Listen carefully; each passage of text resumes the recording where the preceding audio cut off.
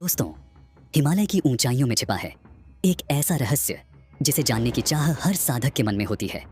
बर्फ से ढके इन पहाड़ों के बीच एक ऐसी जगह है जहां सिर्फ साहसी और जिज्ञासु लोग ही कदम रख पाते हैं। क्या आपने कभी सोचा है कि इंसान का शरीर और आत्मा कितना सहन कर सकती हैं? आज हम आपको मिलवाने जा रहे हैं एक ऐसे अघोरी से जो न केवल साधना का प्रतीक था बल्कि डर और रहस्य का भी दूसरा नाम था। वो हैं त्रिजटा अघोरी, जिनके बारे में कहा जाता है कि उनकी शक्तियों से लोग कांप उठते थे। लेकिन सवाल ये है कि त्रिजटा अघोरी कौन थे और उनकी साधना इतनी खतरनाक क्यों मानी जाती थी? आखिर ऐसा क्या था? उस नरभक्षी अघोरी के आसपास कोई भटकने तक की हिम्मत नहीं कर पाता था। इतना ही नहीं दोस्तों, आज की इस वीडियो में आपको ये भी जानने को मिलेगा कि आखिर क्या होता है जब विज्ञान और आध्यात्म का आमना सामना होता है। आज हम आपको एक ऐसी अनसुनी कहानी सुनाने जा रहे हैं जिसमें एक डॉक्टर श्री माली और हिमालय के त्रिजटा अघोरी का आमना सामना हुआ था। ये कहानी सिर्फ एक टकराव नहीं बल्कि दो अलग अलग दुनियाओं के मिलन की है। तो दोस्तों, अपनी सांसों की पेटियां थाम लो और आप सभी लोगों से रिक्वेस्ट है कि इस वीडियो को एंड तक पूरा देखें। अघोरी, ये नाम सुनते ही एक ऐसा चेहरा दिमाग में आता है जो राख से लिपटा हो, उसके हाथ में खोपड़ी का प्याला हो और आंखों में एक अजीब सा तेज। अघोरी साधु जीवन और मृत्यु के बंधनों से मुक्त होने की साधना करते हैं। त्रिजटा अघोरी इस परंपरा के एक अद्भुत साधक थे। उनकी साधना की शुरुआत होती है एक भयावह अनुभव से। सबसे पहले हम जानते हैं कि आखिर त्रिजटा अघोरी के जीवन की शुरुआत कहां से होती है। दोस्तों, त्रिजटा अघोरी का जन्म हिमालय के एक छोटे से गांव में हुआ था। बचपन से ही वे सामान्य बच्चों से अलग थे। उन्हें गहरे जंगलों में अकेले घूमना, घंटों ध्यान में बैठना और मृत आत्माओं की उपस्थिति को महसूस करना उन्हें पसंद था। ये उनके परिवार और गांव वालों के लिए चिंता का विषय बन गया था। लेकिन त्रिजटा को खुद से कोई डर नहीं था। उन्हें लगता था कि वे किसी बड़े उद्देश्य के लिए जन्मे हैं। धीरे धीरे त्रिजटा अघोरी अपनी साधना में इतने लीन हो गए कि उनका अपने परिवार और समाज से मोह भंग हो गया। और फिर एक दिन त्रिजटा ने अपने गांव को हमेशा के लिए छोड़ दिया और वे हिमालय के बर्फीले पहाड़ों में गुम हो गए। वहां उन्होंने एकांत में साधना शुरू की। कहते हैं उन्होंने अघोर पंथ के कठिनतम नियमों का पालन किया। इन नियमों में शामिल था श्मशान में ध्यान लगाना, मृत शरीरों के बीच रात बिताना और जीवन और मृत्यु के रहस्यों को समझने के लिए अपने भय का सामना करना। त्रिजटा अघोरी की साधना ने उन्हें ऐसी शक्तियां दी जो आम इंसान के लिए कल्पना से परे थी। कहा जाता है कि वे आत्माओं से बात कर सकते थे। उनके पास ऐसी तंत्र मंत्र की शक्तियां थीं जिससे वे प्राकृतिक आपदाओं को नियंत्रित कर सकते थे। उनकी आंखों में ऐसा तेज था कि कोई भी उन्हें देखकर डर जाता था। लेकिन ये शक्ति मुफ्त में नहीं आई थी। त्रिजटा ने अपनी साधना में बहुत अधिक कष्ट सहन करने के बाद इनको हासिल किया था। उन्होंने अपने शरीर को इतनी कठोर तपस्या में डाला कि वे इंसानों से परे दिखने लगे। अब बहुत से लोगों का कहना है कि त्रिजटा अघोरी बहुत ही खतरनाक था। तो आपकी जानकारी के लिए बता दें कि त्रिजटा अघोरी को खतरनाक इसलिए माना जाता था क्योंकि वे साधारण इंसानों से अलग हो चुके थे। वे मृत्यु को साधारण मानते थे और जीवन को एक भ्रम। उनकी साधना के दौरान जो भी उनके करीब आया वह या तो डर कर भाग गया या उनका अनुयायी बन गया। उनकी शक्ति इतनी प्रबल थी कि लोग मानते थे वे किसी को भी श्राप दे सकते थे या किसी की भी रक्षा कर सकते थे। अब हम आपको एक अनसुनी कहानी सुनाने जा रहे हैं जो डॉक्टर श्री माली और हिमालय के त्रिजटा अघोरी की है। हम आपको जो कहानी सुनाने जा रहे हैं वह हमारे द्वारा लिखी गई कोई काल्पनिक कहानी नहीं है बल्कि खुद डॉक्टर नारायण दत्त श्री माली जी के द्वारा अपनी पुस्तक में इस कहानी का वर्णन किया गया है जो उनके अनुभव पर आधारित है। डॉक्टर नारायण दत्त श्री माली जी के द्वारा बताया गया है कि उन्हें बचपन से ही साधु संतों के साथ समय बिताना पसंद था। लेकिन घर वाले उन्हें इन सब से दूर रखते थे और अपने करियर पर फोकस करने के लिए कहते थे। डॉक्टर श्री माली जी की उम्र 30 साल के आसपास हो चुकी थी। उन्होंने अपने जीवन में खूब तरक्की कर ली थी। इसके बाद उन्हें एहसास हुआ कि उन्हें संन्यास साधना को अपना लेना चाहिए। लेकिन संन्यास लेने से पहले उनके मन में कई तरह के सवाल जवाब घूम रहे थे क्योंकि एक ग्रस्त व्यक्ति के लिए संन्यास लेना बहुत ही मुश्किल काम होता है। इसके लिए उन्होंने अपने घर वालों से बातचीत की और अंततः उनके घर वाले मान भी गए।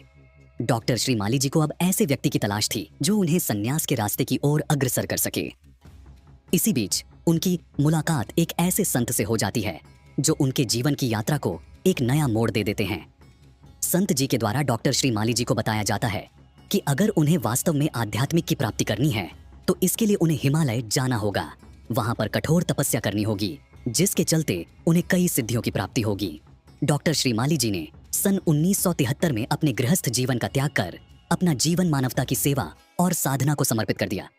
यह निर्णय आसान नहीं था लेकिन उनके दृढ़ संकल्प ने उन्हें इस पथ पर आगे बढ़ाया और फिर वे हिमालय की यात्रा के लिए निकल पड़े। सबसे पहले वे देहरादून पहुंचे और वहां से बस पकड़कर मसूरी पहुंच गए। उस समय मसूरी के अंदर एक बहुत ही सिद्ध बाबा रहा करते थे जिनका नाम पगला बाबा था। उन्होंने महावीर साधना सिद्ध कर रखी थी।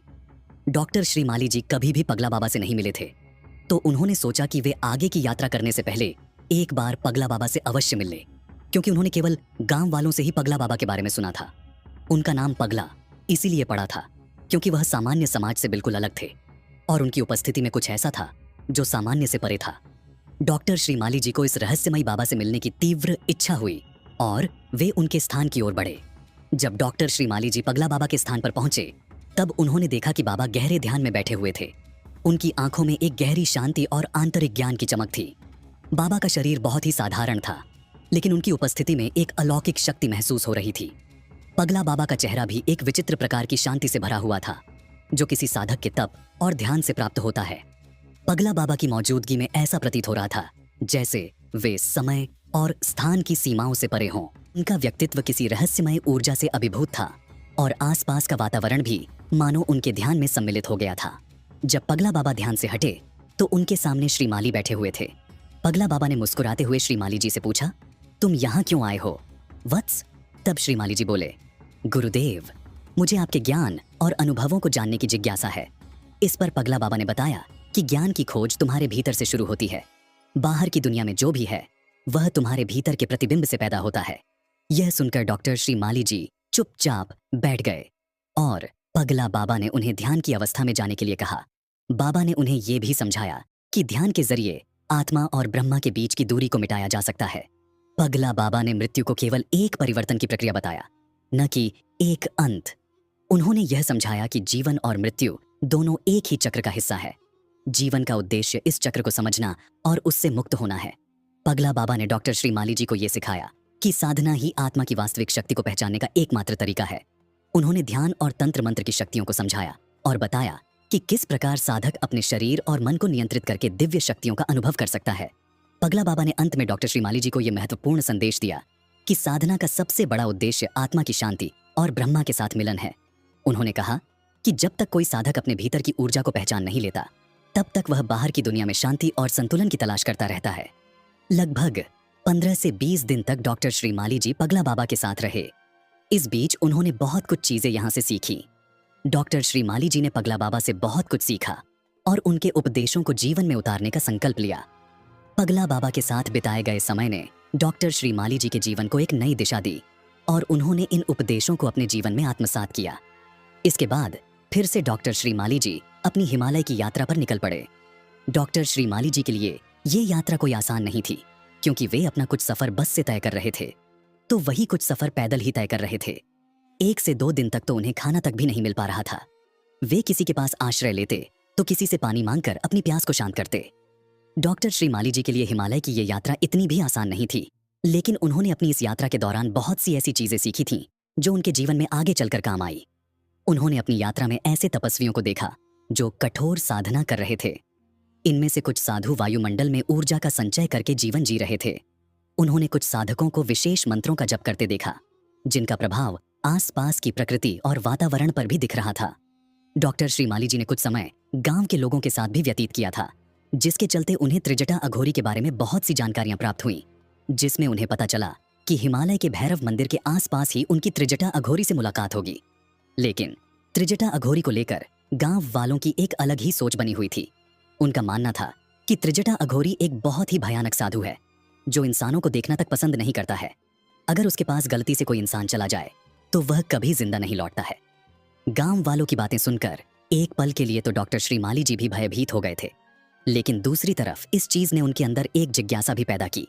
और फिर कई दिनों तक पैदल चलने के बाद आखिरकार डॉक्टर श्री माली जी भैरव पहाड़ी पहुंच ही गए। वहां पर उन्होंने भैरव बाबा का एक छोटा सा मंदिर देखा, जहां पर भैरव बाबा की प्राचीनतम प्रतिमा थी। इसके अंदर मंदिर के चारों तरफ जो वातावरण था बहुत ही शांत था और इतना मनोहक था कि हर कोई उसकी सुंदरता में खो सकता था। डॉक्टर श्री माली जी ने वहां पर त्रिजटा अघोरी को खोजने का प्रयास किया, लेकिन आसपास उन्हें कोई भी दिखाई नहीं दिया। मंदिर के पीछे एक गुफा थी। उन्होंने सोचा कि इस गुफा में त्रिजटा अघोरी हो सकते हैं, लेकिन जब वे गुफा के पास पहुंचे तो उन्होंने देखा कि उस गुफा के अलावा वहां 15-20 छोटी गुफाएं भी हैं, लेकिन उन गुफाओं के अंदर कोई भी नहीं था। डॉक्टर श्री माली जी घूम फिरकर फिर से भैरव मंदिर के पास पहुंच गए। लेकिन कुछ समय बाद उन्हें कुछ हलचल सुनाई दी तो उन्होंने देखा कि 2-3 शिष्य दौड़ते हुए आ रहे हैं और उनके पीछे एक लंबी कदकाठी का व्यक्ति, जिसकी लंबी लंबी जटाएं थीं जो कमर तक लटक रही थी। उसे व्यक्ति को देखने के बाद डॉक्टर श्रीमाली जी को ऐसा महसूस हो रहा था कि पुराणों के अंदर जो विशाल दानव का वर्णन किया गया है वो यही है। डॉक्टर श्रीमाली जी समझ गए थे कि ये और कोई नहीं बल्कि त्रिजटा अघोरी ही है। उसने अपने कंधों के ऊपर काले रंग का एक बकरा बैठाया हुआ था।